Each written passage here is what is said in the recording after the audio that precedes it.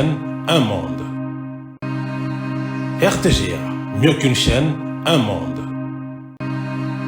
RTGA, mieux qu'une chaîne, un monde.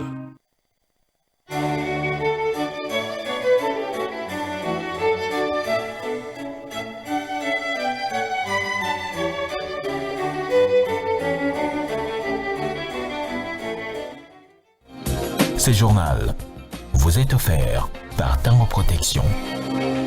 Illico Cash, ma banque mobile.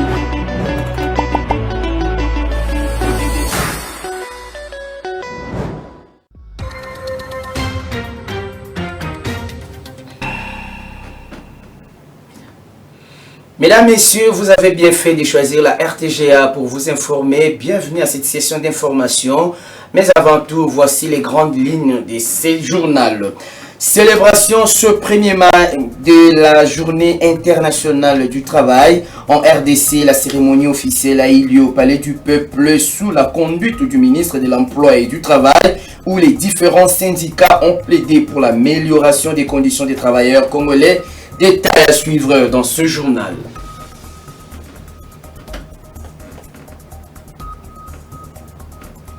L'opposition politique de la RDC appelle à la tenue urgente d'un dialogue à l'interne en vue de mettre fin à la crise sécuritaire qui sévit dans le pays. Joseph Kabila, Martin Fayoulou, Délice Sanga et Moïse Katumbi ont aussi salué les avancées des processus de Doha, Washington et de l'Union africaine pour la paix au Congo-Kinshasa et dans la région des Grands Lacs. Réaction des Princes Epenge, porte-parole de l'Amouka à suivre dans cette édition. Voilà tout pour les titres.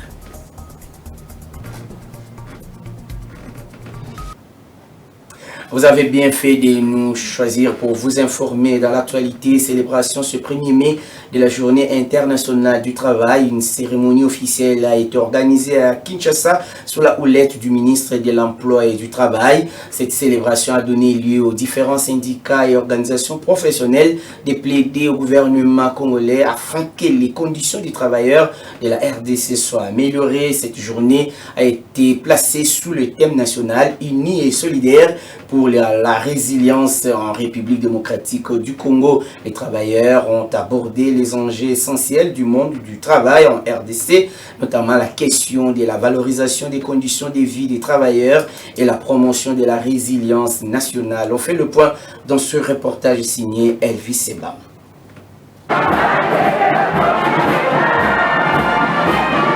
Plusieurs syndicats, organisations professionnelles et travailleurs des divers secteurs ont répondu présents à la cérémonie officielle organisée à l'occasion de la célébration de la Journée internationale du travail ce 1er mai 2025 au Palais du Peuple.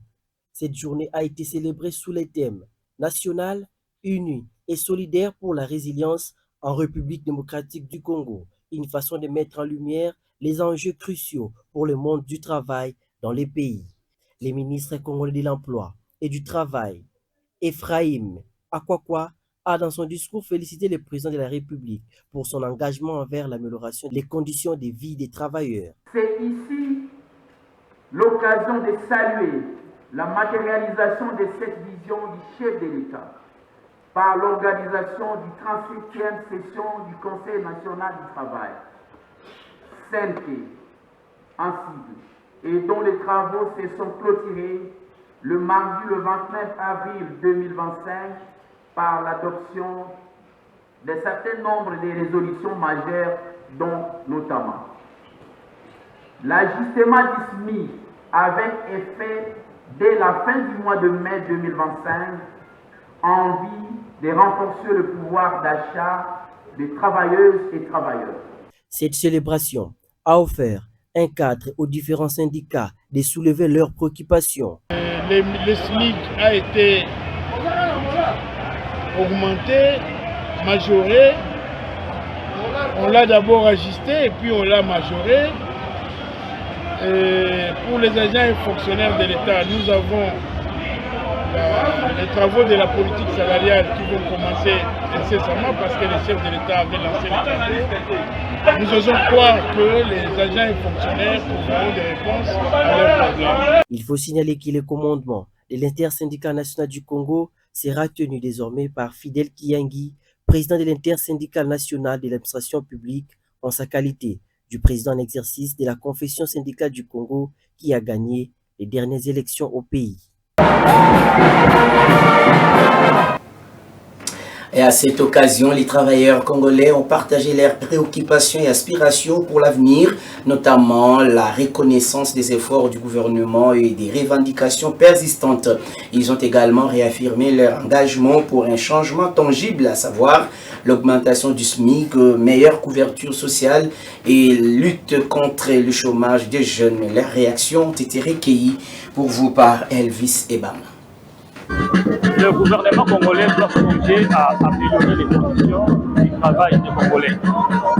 Et cette amélioration des conditions du travail doit passer par une politique salariale appropriée qui tient compte de la situation dans laquelle le pays se trouve.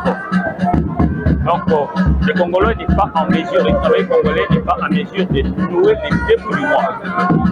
Donc il faut un revenu conséquent, en sorte qu'ils puissent se retrouver, parce que là où les revenus ne répondent pas aux besoins, et on peut assister à tout. Nous sommes en train d'assister aujourd'hui. Cette journée en République démocratique du Congo, je vais relever 2 points. C'est-à-dire, le premier point, il n'y a pas une rémunération vraiment conséquente. Il n'y en a pas vraiment. Vous allez voir un travailleur congolais, quand il est touché, il n'arrive même pas, il n'arrive pas à réunir les 2 bouts du mois. Oui, donc il n'arrive pas à réunir les 2 bouts du mois. Donc alors sur ce, nous croyons qu'avec ce que le Conseil du travail est en train d'élaborer, donc de faire, oui, en tout cas espérons que nous allons y arriver. Nous allons y arriver, donc le travail congolais va toucher quelque chose vraiment de conséquent. Et en deuxième point, je vais encore insister sur les conditions de travail. Donc il y a, jusqu'aujourd'hui, en plein 21e siècle, il y a ceux-là qui sont tourmentés dans leur lieu de travail. Et dans le même chapitre, le syndicat Éveil des consciences ouvrières a aussi célébré la journée du 1er mars, du 1er mai plutôt, mais dans les désespoirs, il déplore la non-exécution des instructions du président de la République par le gouvernement concernant la situation sociale des agents de l'ONATRA. Selon son président Armand Osassé, cette cohabitation est une réussite pour le chef de l'État et un échec pour le gouvernement congolais. Jacques Moulouba pour les détails. C'est dans un état d'esprit affecté que les membres du syndicat Éveil de la conscience ouvrière et ECO ont célébré cette journée du 1er mai.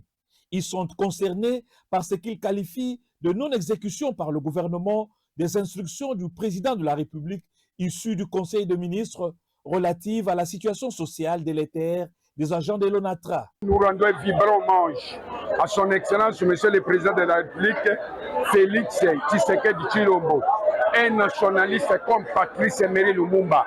Et c'est une chance pour nous Congolais d'avoir Félix Tshisekedi à la tête du pays. Mais nous déplorons la déviation des institutions du chef de l'État par le gouvernement de la République.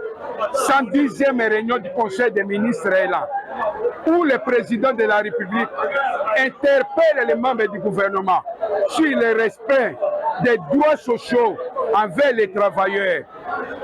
Exemple à l'ONATRA, 5 mois d'impayement.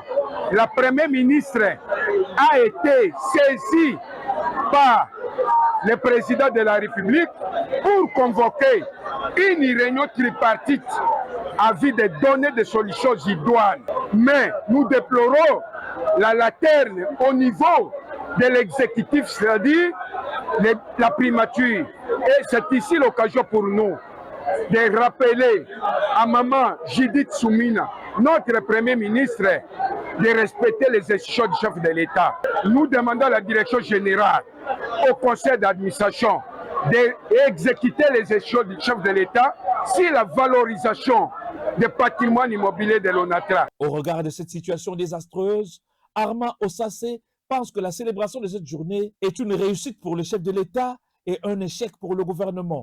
Nous sommes une société commerciale, bien sûr, il faut avoir des partenaires, mais il faut qu'il y ait des contrats, des conventions telles que le président de la République l'a bien dit ici, qui respectent les règles à la matière. La journée d'aujourd'hui, échec pour le gouvernement, réussite pour Fatou Betoa parce que le président, sur le plan diplomatique, le chef de l'État vient de prouver face du monde qu'il est nationaliste. Le syndicat ECO invite la première ministre a convoqué en toute urgence la tripartite pour statuer sur le cas de l'ONATRA. On reste toujours dans le même secteur. Les conditions socio-professionnelles des travailleurs laissent à désirer et c'est là pendant plusieurs années. Le syndicat Stigemifine cherche à améliorer cette situation socio-économique après tant de plaidoyers faits sans succès. Il a ainsi décidé de travailler la terre afin d'appuyer non seulement ses membres mais aussi les travailleurs vivant dans des zones à conflit. Suivez le président des Stigemifine. Nous, Stigemifine, nous lançons le message auprès du gouvernement. Fini cette histoire d'aller commander. Fini. Nous lançons le message aussi aux camarades fonctionnaires et agents de l'État de toucher la terre pour que nous puissions révolutionner le pays ici. Parce que pleurer, on va pleurer jusqu'à où? On va pleurer jusqu'à où? C'est pourquoi nous demandons au gouvernement de financer les syndicats. Au lieu de faire des histoires inutiles, de financer les syndicats, et les syndicats vont donner à ses membres pour qu'ils poussent la terre. Ce n'est pas pour aller blaguer avec cet argent. Vous voyez, nous sommes en 2025, le 1er mai, nous sommes venus avec ce qu'on sait de briller. Hein? Ça, on vend et nous avons l'argent. C'est pourquoi que nous demandons aux camarades, au lieu de croiser les bras, il ne faut plus croiser les bras. Il faut cultiver la terre pour faire face. Vous voyez maintenant nos frères couplèrent à l'Est. Ils ne savent pas pour aller dans leur champ. Mais nous, comme nous sommes ici, on peut les aider. En vendant tout ce que c'est ici, on peut les aider. Au lieu de pleurer toujours, le gouvernement, il faut donner, voilà des solutions que nous nous demandons. Les gens doivent travailler, nous devons cultiver la terre. Nous avons accepté de cultiver la terre et nous demandons au gouvernement de mettre aussi les moyens. Et puisqu'on parle de la journée du 1er mai dédiée au travail, sachez qu'elle remonte à 1886 où des milliers d'ouvriers avaient perdu de leur vie en exigeant le respect de la durée d'une journée de travail à 8 heures du temps. Ainsi, ces victoires des mouvements syndicaux et l'importance de poursuivre partout dans le monde la lutte pour les droits du travail, de l'équité et de la justice sociale et économique sont célébrées chaque le 1er mai de l'année. Suivez ces récits de Suzy Kibira Omari qui retrace le fait.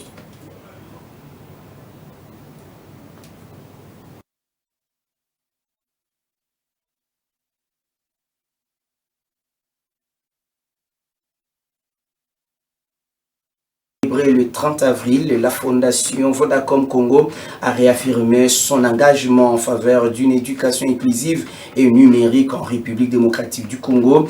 Dans un communiqué parvenu à votre rédaction, la présidente de la fondation, Pamela Ilunga, a fait savoir que son entreprise a inauguré jusqu'à ce jour 34 salles numériques à travers le pays, ce qui rentre dans le cadre de son programme 12 élans des cœurs. En outre, sa plateforme numérique Vodaéduc a été améliorée afin d'offrir l'accès à une éducation équitable pour tous. Vodacom Congo, par le biais de sa fondation, invite ainsi tous les acteurs du secteur éducatif, les partenaires ainsi que les membres de la communauté à se joindre à elle afin de bâtir un avenir meilleur où l'éducation numérique sera accessible à tous.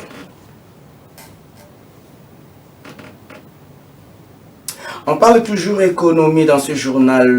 La directrice générale adjointe de l'Office congolais de contrôle OCC, Christelle Mwabilou, a pris part mercredi à la journée des restitutions et de clôture du mois dédié aux droits de la femme, placé sous le thème « La femme congolaise au centre de toutes les ambitions » au cours de ces assises organisées par le ministère du Genre, Famille et Enfants en partenariat avec les organisations de défense des droits des femmes. Christelle Mwabilou a fait la restitution de la mission des femmes mandataires effectuée aux États-Unis d'Amérique. C'est ce que nous dit André Ikoma dans ce reportage. La femme congolaise au centre de toutes les ambitions est le thème développé au cours de cette journée de restitution et de clôture du mois de mars, dédiée aux droits de la femme. Parmi les interventions, l'on a noté celle de la directrice générale adjointe de l'OCC, Christelle Moabilou, qui a restitué la participation aux États-Unis aux côtés de femmes mandataires publiques aux travaux de la 69e commission sur la condition du statut de la femme qui s'est tenue en New York du 10 au 21 mars 2025. Cette rencontre était principalement axée sur l'examen et l'évaluation de la mise en œuvre de la déclaration et du programme d'action de Pékin adopté en 1995 à l'occasion de la 4e conférence mondiale sur les femmes. La délégation de la République démocratique du Congo comprenait différentes organisations, aussi bien de la société civile, non gouvernementale, que des femmes représentant des entreprises et établissements publics de l'État, à savoir l'ONG, le SPI, la RTNC, la TGDA, la CADECO, la Caisse nationale de péréquation, ainsi que l'OCC. Soucieuse de la situation de la femme congolaise, Christelle Moabilou plaide pour son accompagnement. En tant que femme dirigeante, il est crucial et important de porter la voix de la femme travailleuse et professionnelle éprouvant des difficultés du quotidien dans l'application de leur rôle afin de proposer des solutions concrètes qui se traduisent en loi afin de protéger la femme en milieu professionnel. Les conditions socio-professionnelles de la femme congolaise sont à désirer, d'où les institutions étatiques et para-étatiques sont invitées à soutenir la cause de cette dernière. Et dans un autre chapitre, les membres de la société civile du Sud Kivu alertent sur des combats intenses à l'arme lourde dans plusieurs localités des territoires de Walungu, Kabare et Kaleye. Cette situation fragilise la vie économique et sociale de la population qui vit déjà dans l'abscose. Ces attaques qui interviennent après la signature des déclarations des principes entre la RDC et le Rwanda créent un doute dans les chefs des Congolais qui aspirent à la paix. Cette société civile appelle donc les parties prenantes au respect des principes convenus pour mettre fin à ces guerres qui entravent le développement. Les détails dans ce reportage que nous propose Suzy Kibira Omar. Malgré la signature d'un accord de paix durable entre la République démocratique du Congo et le Rwanda, les combats s'intensifient à l'arme lourde dans plusieurs localités des territoires de Walungu, Kabare et Kaleye, dans la province du Sud Kivu. Les sources locales qui alertent sur la question informent sur des fortes détonations d'armes lourdes et légères qui retentissent dans toute la chefferie de Kaziba, en territoire de Walungu. Les mêmes sources rapportent que le rebelle de la FCM-23, venu de Nyangezi via Mouchéni, attaque les positions des forces armées du Congo démocratique et des groupes Wazalendo. D'autres sources concordantes signalent aussi des affrontements dans les territoires de Kabare et Kaleye. Les localités de Kabamba, Kacheke et les hauts plateaux de Kaleye sont secoués par des tirs d'armes lourdes et automatiques, ce qui écœure les membres de la société civile, conscients que le gouvernement congolais et la rébellion de l'AFC M23, sous la médiation du Qatar, avaient signé une déclaration conjointe dans laquelle les deux parties s'engageaient à travailler à la conclusion d'une trêve en vue d'un cessez-le-feu effectif. Et à Washington, le Congo démocratique et le Rwanda avaient signé une déclaration de principe reconnaissant mutuellement leur souveraineté et s'engageant à ne plus soutenir les groupes armés. Pourtant, malgré ces engagements, les armes ne se sont toujours pas tues au nord et sud Kivu. Les armes ne se sont toujours pas tues au nord et au sud Kivu, où les combats se poursuivent, fragilisant ainsi les efforts diplomatiques. La question est celle de savoir comment expliquer la poursuite de combats malgré ces engagements des belligérants pour la cessation des hostilités. Plusieurs Quinoises et Quinois, de leur côté, sont sceptiques quant aux véritables intentions de cette déclaration, se demandant si elle aboutira réellement à une paix durable.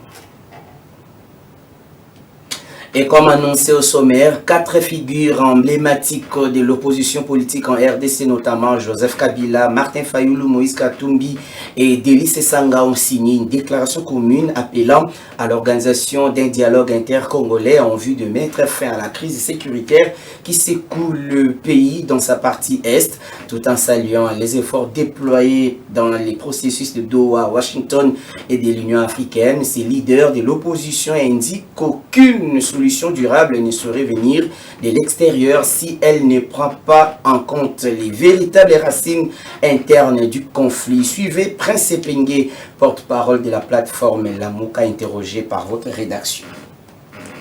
C'est une déclaration commune de l'opposition politique qui montre son unité, mais aussi son engagement pour la paix.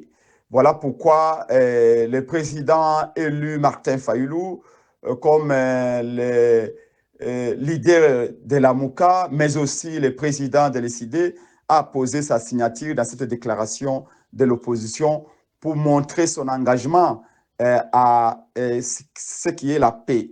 Et maintenant, le plus important, c'est que nous saluons dans cette déclaration les efforts des Américains, les efforts de l'Union européenne, les engagements de l'Union africaine et de Doha pour qu'il y ait fin de la guerre et retour de la paix dans notre pays. Mais nous soulignons également le fait que toutes ces solutions, les engagements américains, et européens, africains, ne peuvent pas aboutir s'il n'y a pas unité sur le plan interne. D'où la nécessité que toutes les parties prenantes soient prises en compte. L'opposition politique, l'opposition armée, la société civile, tous nous devons, comme Congolais, être au centre des efforts pour retrouver la paix. Voilà pourquoi nous pensons que déjà ce qui est fait est une bonne chose, mais il faut aller plus loin. Parce que dans les efforts que les Américains et les autres font, on a déjà souligné la nécessité de respecter la souveraineté du Congo. Ça, c'est très important. Mais maintenant, la solution ne viendra pas complètement et totalement de ces initiatives extérieures. C'est à l'interne. Les Congolais doivent se parler, notamment en prenant en compte les efforts qui sont déployés par la CENCO et le CC pour qu'on aboutisse à une paix véritable. L'actualité, c'est aussi cette annonce pour la levée des immunités parlementaires de Joseph Kabila, sénateur à vie et ancien président de la RDC. Le ministre d'État en charge de la justice et garde des Sceaux, Constant Moutamba, a fait savoir que le procureur général des FRDC a transmis au Sénat une requête visant à la levée des immunités parlementaires de l'ancien chef de l'État congolais Joseph Kabila. Pour Constant Moutamba, si cette requête est acceptée, cette levée d'immunité ouvrira la voie à des poursuites judiciaire contre Kabila Kabange pour trahison, crime de guerre et crime contre l'humanité. Je vous propose de suivre le ministre d'État en charge de la justice, Constant Moutamba. Justice congolaise poursuit les sénateurs à vie Joseph Kabila, non pas en sa qualité d'ancien chef d'État, mais en sa qualité de sénateur. Ce conformément aux articles 104, 107, mais aussi et surtout 153 de la Constitution et 120 du Code judiciaire militaire. Dans la mesure où les faits pour lesquels il est poursuivi n'ont pas été commis par lui pendant l'exercice de ses fonctions alors qu'il était président de la République ou en dehors de l'exercice de ses fonctions en cette période-là, mais en tant que sénateur à vie. Et de ce point de vue, point besoin de passer par le Congrès tel que le veut l'article, tel que le veut la loi du 26 juillet 2018 portant statut des anciens présidents de la République élus, ainsi que l'article 167 de notre Constitution. Nous attendons donc du Sénat la levée pure et simple de immunités du sénateur à vie Joseph Kabila Kabange, ainsi que l'autorisation des poursuites pour permettre à la justice d'instruire sérieusement le dossier, de le faire fixer devant la haute cour militaire afin d'éclairer l'opinion sur la responsabilité pénale claire de M. Joseph Kabila Kabange sur les massacres qui sont commis dans la partie est du pays par le mouvement M23 et AFC dont il est cofondateur. Et cette messe d'actualité se poursuit, mesdames, messieurs. Le rapatriement des familles des militaires, policiers et membres des institutions étatiques et gouvernementales a démarré depuis le 29 avril dernier. Le Comité international de la Croix-Rouge, qui assure la sécurité de ces convois, joue le rôle d'intermédiaire neutre pour résoudre les problèmes humanitaires complexes. Un engagement salué par les forces armées de la RDC, car pendant plus de 3 mois, leur famille était protégée par la MONUSCO à Goma dans le Nord Kivu, sous occupation des rebelles du M23 AFC. Suivez. L'opération d'évacuation de Goma vers Kinshasa des militaires policiers qui étaient gardés protégés depuis plus de 3 mois par la MONUSCO a démarré le 30 avril 2025. Dans un communiqué officiel, le porte-parole de l'armée congolaise, le général Sylvain Ekenge, a exprimé sa gratitude envers le Comité international de la Croix-Rouge qui assure l'accompagnement et le transport de plusieurs centaines des membres des forces gouvernementales de Goma vers la capitale congolaise. Depuis la prise de la ville de Goma par les rebelles du M23 AFC à la fin du mois de janvier, des centaines de militaires et policiers congolais, des armées ainsi que certains agents des services étatiques avaient trouvé refuge dans les bases de la MONUSCO à Goma. L'opération d'évacuation a été rendue possible après des longues négociations entre la MONUSCO, les autorités congolaises et le M23.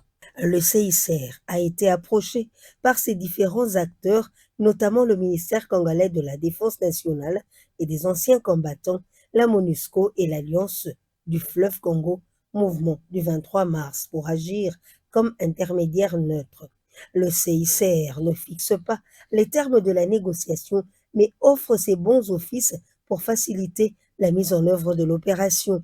Au terme de l'accord conclu avec le CICR, les acteurs concernés ont pris l'engagement d'assurer la sécurité des personnes faisant partie des convois et d'œuvrer pour la réussite de l'opération. Le CICR s'est aussi assuré que toutes les personnes ont consenti à être incluses dans ce transport. Le comité en appelle, au vu de la complexité de l'opération et des risques qui y sont associés, au respect du droit international humanitaire et au sens de responsabilité de tous les acteurs. Et puis les réfugiés congolais vivant dans les sites de Mousséni, à 200 km de Bujumbura, ont reçu les dons de Denise Nyakeru Tshisekedi, première dame de la RDC, et celle de Burundi. Plus de 1700 Congolais contraints de s'exiler ont bénéficié des dons en vivres et non-vivres de la part de ces premières dames. Clarisse Koko Kapalai nous en parle dans ce reportage.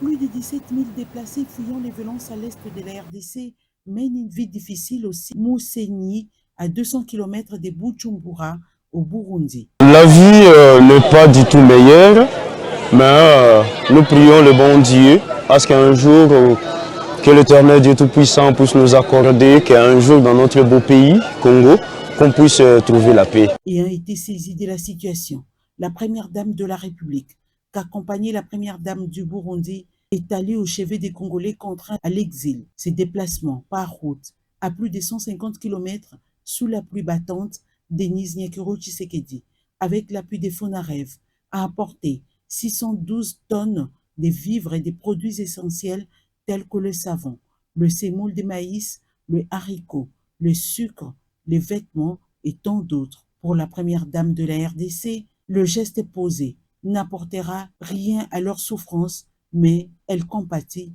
à leur malheur.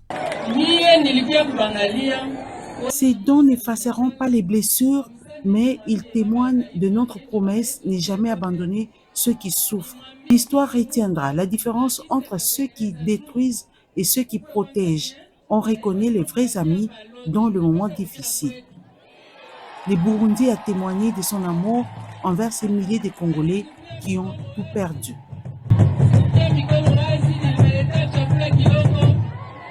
C'est donc remis au gestionnaire du site va soutenir le besoin des déplacés, dont 38% des femmes à risque, 31% des enfants non accompagnés et 4% des survivants des violences sexuelles liées au conflit, soutenus par les agences des Nations Unies, dont UNFPA et les HCR. Et puis les premières dames de la RDC du Burundi ont visité à Bujumbura, au Burundi, les enfants du centre d'accueil Fraternité sans frontières qui encadre plus de 300 enfants orphelins et vulnérables. Denise Nyakiro Tshisekedi et Angélique Ndaïchimiye ont apporté des biens de première nécessité à ces enfants congolais dont ce centre a été délocalisé provisoirement. On fait le point encore une fois de plus avec Clarisse Kokokapala.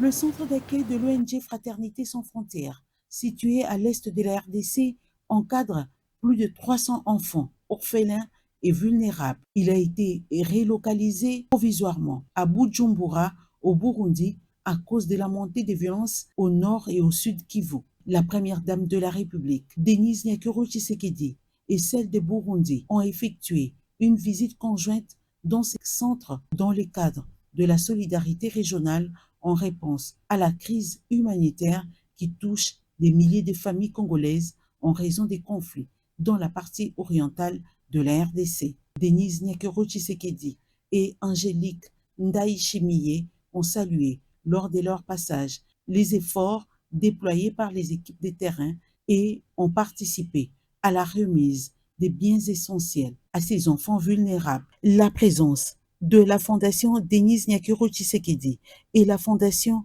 Bonne Action Umugiraneza était très remarquable sur terrain. L'ONG Fraternité sans frontières, légalement enregistrée en République démocratique du Congo, agit dans plusieurs domaines d'intervention, notamment la protection de l'enfance, l'éducation, la santé, l'accompagnement des groupes vulnérables ainsi que la réinsertion des enfants en situation difficile. Voici les rappels des principaux titres à la une de ce journal. Célébration ce 1er mai de la Journée internationale du travail. En RDC, la cérémonie officielle a eu lieu au Palais du Peuple et sous la conduite du ministre de l'Emploi et du Travail, où les différents syndicats ont plaidé pour l'amélioration des conditions des travailleurs congolais. Vous avez suivi dans ce journal.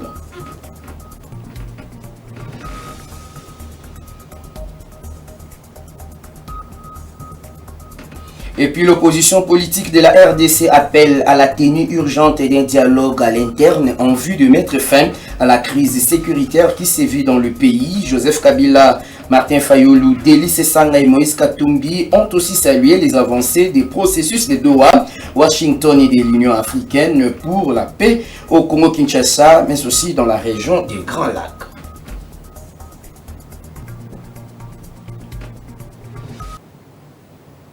Cette édition des nouvelles est complètement terminée. Merci à vous de l'avoir suivi et bonne suite des programmes sur les antennes de la RTGA World. Au revoir.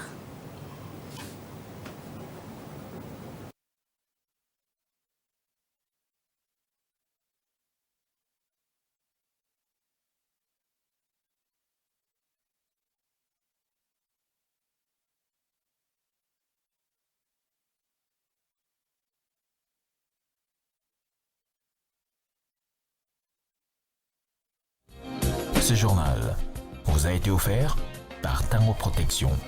Illico Cash, ma banque mobile.